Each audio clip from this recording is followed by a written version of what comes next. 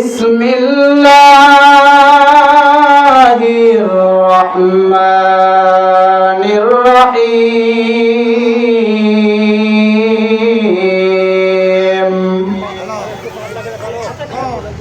ফামান কানা ইয়ারজু লিকাআ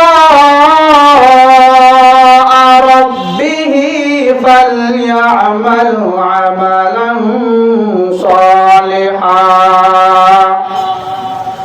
ওয়ালা ইউশরিক বিইবাদাতি রাব্বিহি আহাদা وقال صاحب القرآن صلى الله عليه وآله وسلم لا ينجي أحد أمتي بعمله قيل ولا أنت يا رسول الله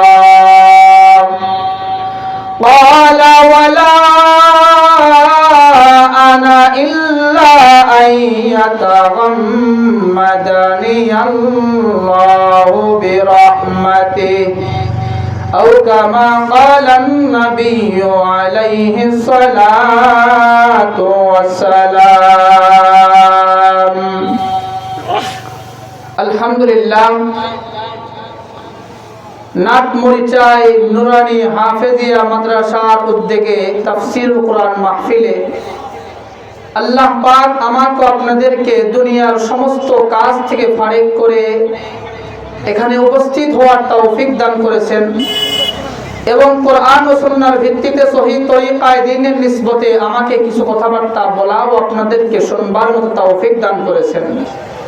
নিয়ামতের শুকর আদায়ের চেয়ে মুসলমান হিসেবে আওয়াজ উচ্চ কণ্ঠে ইমানের আওয়াজকে উঁচু করে সকলেই কালিমাতুল শুকর পাঠ করি, সকলেই বলি আলহামদুলিল্লাহ। লক্ষ্য করে দুরূদ সালাম বর্ষিত হোক সেই মহামানবের প্রতি যাকে সৃষ্টি না করলে জগতের কোনো কিছুকেই সৃষ্টি করা হতো না, যে নবীর নাম হযরত মুহাম্মদুর রাসূলুল্লাহ, সকলেই বলি সাল্লাল্লাহু আলাইহি ওয়াসাল্লাম। মুআজ্জাজ মুহতারাম, আমি আপনাদের সম্মুখে কোরআনুল কারীমের একটি আয়াত পাঠ করেছি। নবী মুহাম্মদুর রাসূলুল্লাহ সাল্লাল্লাহু আলাইহি ওয়া আলিহি ওয়াসাল্লামের অসংখ্য অগণিত আমি বাণী পবিত্র হাদিস শরীফ হতে একটি হাদিস শরীফ পাঠ করেছি। অল্প কিছুক্ষণ সময় আমি আপনাদের সম্মুখে কোরআনুল কারীম এবং এই হাদিসকে সামনে রেখে আলোকপাত করার চেষ্টা করব ইনশাআল্লাহ।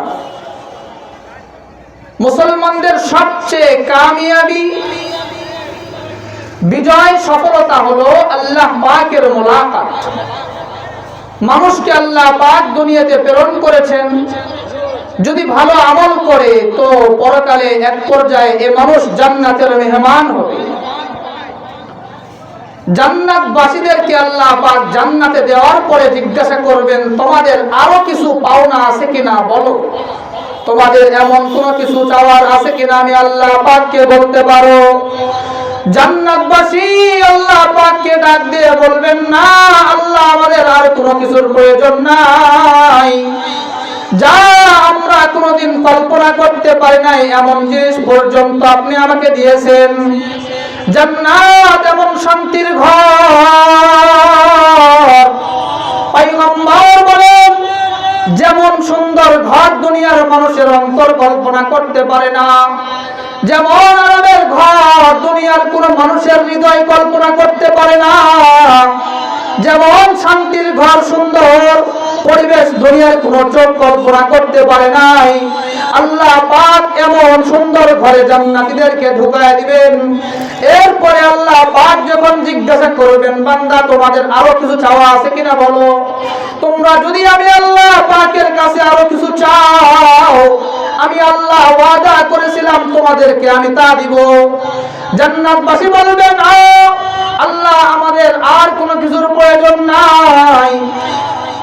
নবী সাল্লাল্লাহু আলাইহি ওয়াসাল্লাম